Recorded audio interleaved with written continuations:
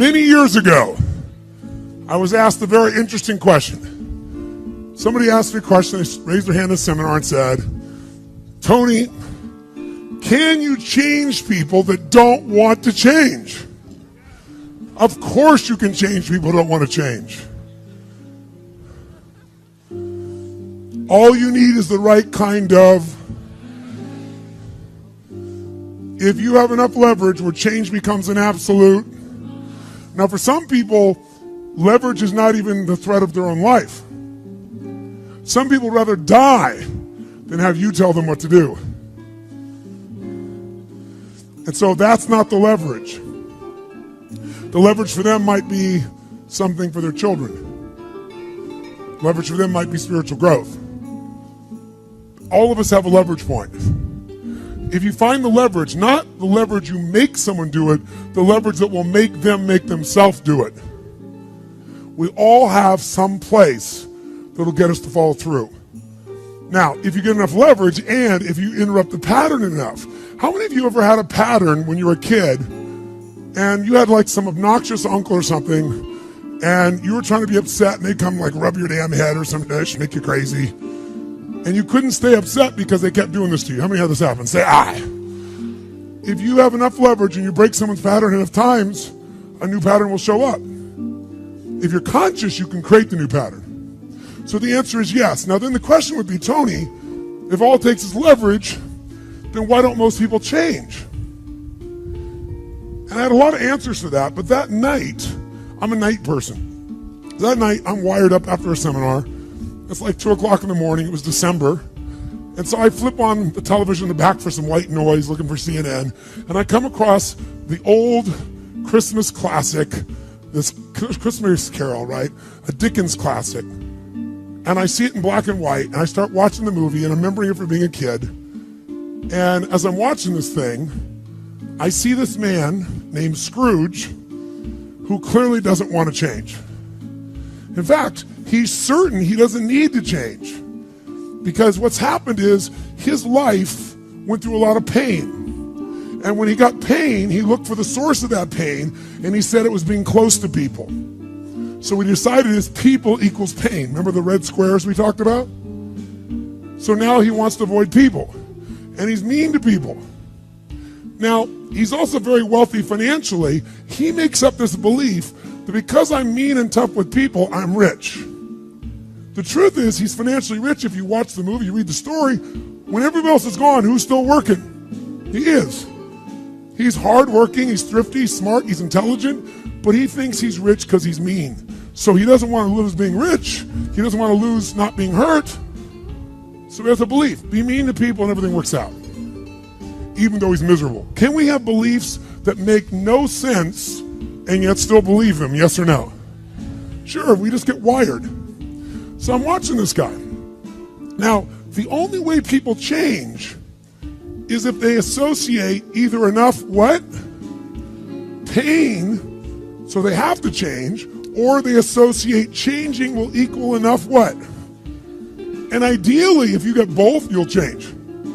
If you get, every moment I do this, the pain's getting more and more intense, there's a point where you must change. And if I change, I get all this pleasure, you're going to want to change. How many follow? But what equals pain and what equals pleasure is what you associate in your nervous system.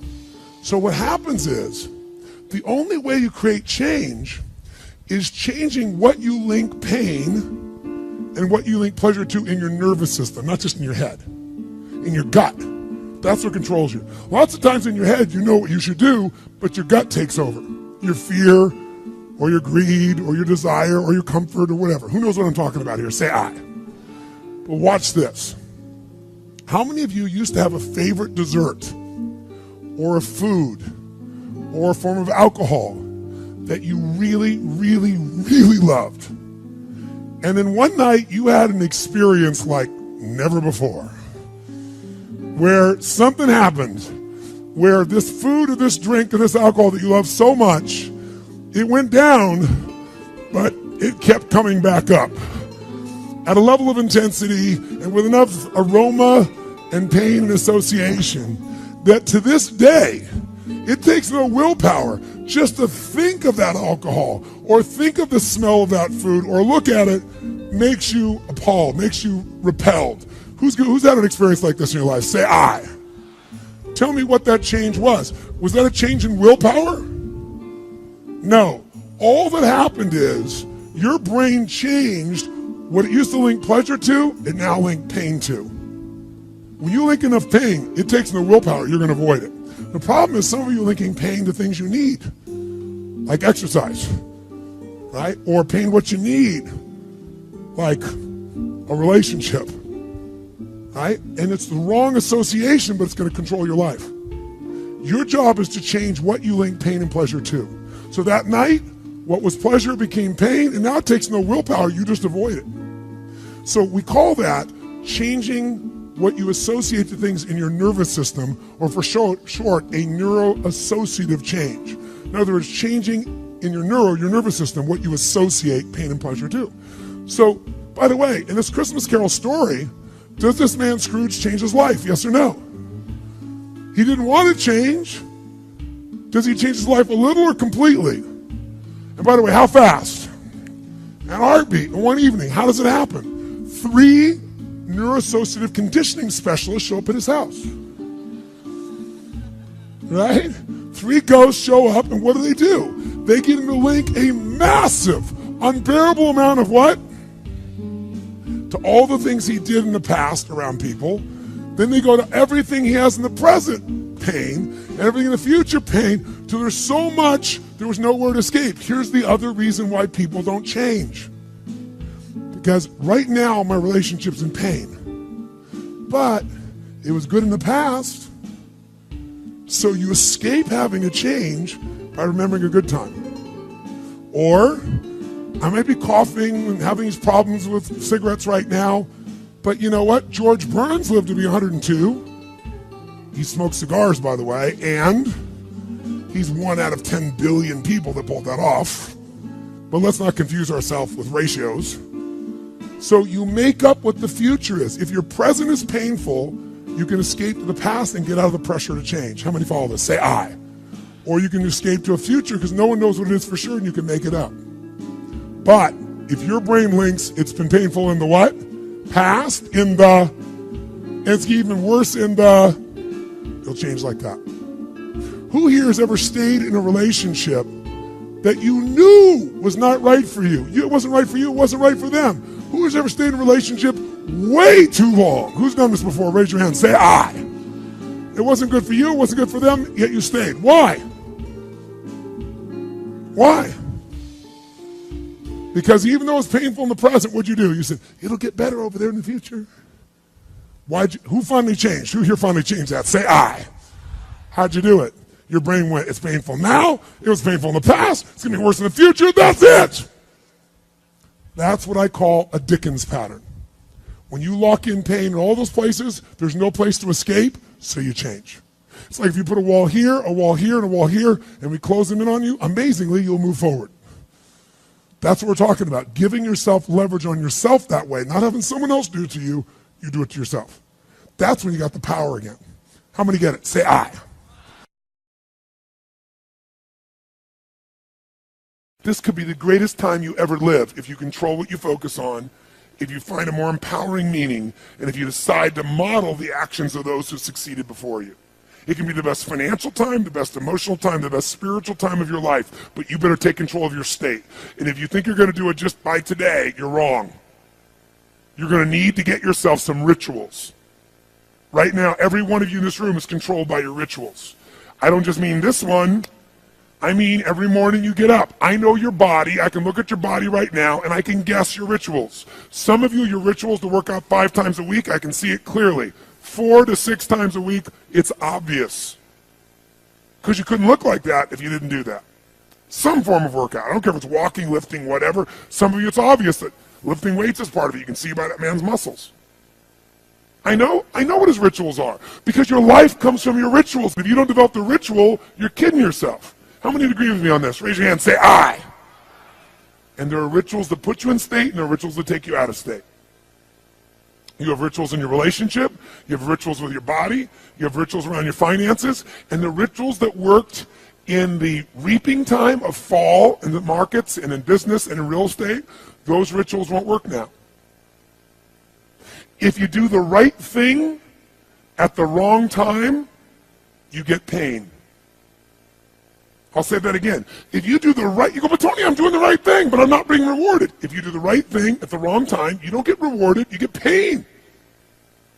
So you better do the right thing at the right time, and to do that, you better know what season you're in, and to do that, you better learn how to change your state, how to take control of your own conditioning.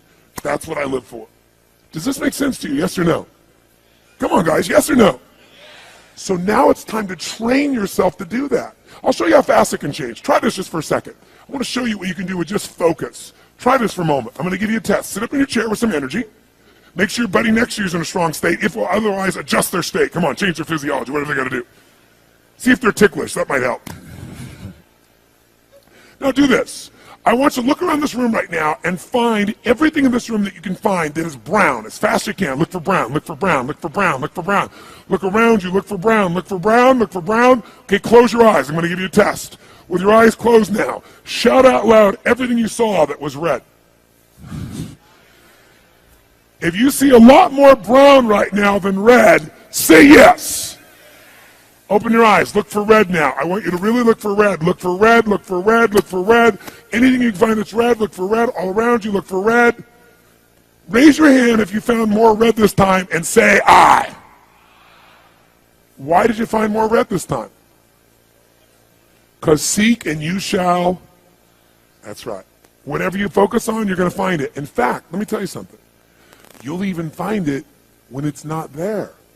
How many saw burgundy, called it red, just so you could have more things you counted? Raise your hand and say, I, come on. See, whatever you're looking for, you're going to find. So if you want to change your life, my friends, you've got to change your physiology and you've got to change your focus. By the way, how fast can you change that stuff? How fast, my friends? How fast? How fast? Come on. In a heartbeat, once you rechange your conditioning. That's all you got to do. And you can do it fast. You can do it with a question or two. Try this right now. Answer this question in your mind and be honest. What in your life today, if you wanted to be, could you feel proud about right now? If you wanted to feel proud, if you didn't feel like, I shouldn't be proud, if you wanted to feel proud, what could you be proud of in your life today? Your children, your health, your body. Is there a problem you faced? Instead of running from it, you finally stepped up and handled it? What could you feel proud of in your life today? If you wanted to feel proud. How many can think of something? And when you think about this thing you're proud of, what about that makes you feel proud? What do you focus on that makes you feel proud? How do you breathe when you really start to feel proud? What's the kind of look on your face that starts to happen when you let yourself feel proud? Yeah. How's that feel?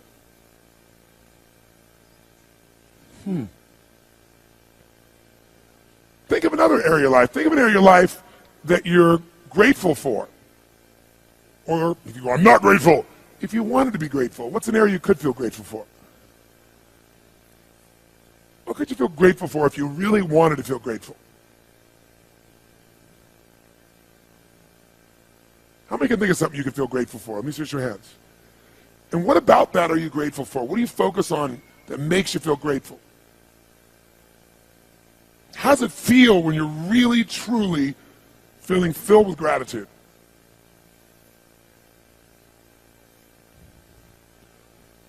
Here's one.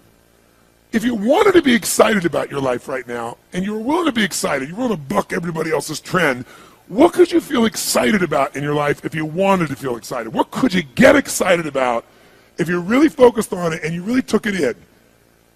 And you weren't in a negative place. What could you get excited about if you wanted to be excited in your life? What could you get excited about?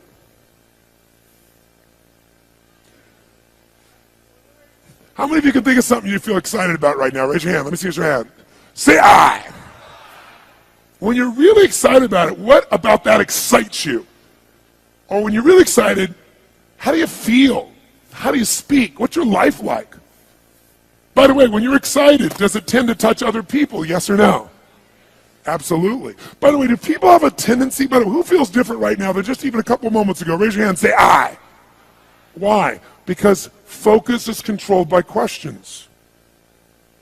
If you ask a different question continuously, not once, continuously, you will get a different answer. If you ask a lousy question, you get a lousy answer and a lousy state. Somebody says, why does this always happen to me? It doesn't always happen to you, but the brain's like a computer. Ask it a question, it'll have to come up with an answer. Because you deserve it, you idiot. Someone will say, how come I can never lose weight? You can lose weight, but if you keep saying, how come I can never lose weight, the brain's got to come with an answer. It goes, you're a pig. Lousy questions create what? Lousy answers. Ask a better question, get a better answer. Now here's what I want you to get. I want you to get that you can change your state. How fast, guys? How fast? How fast? And if you get the habit of doing it, you'll have a different life.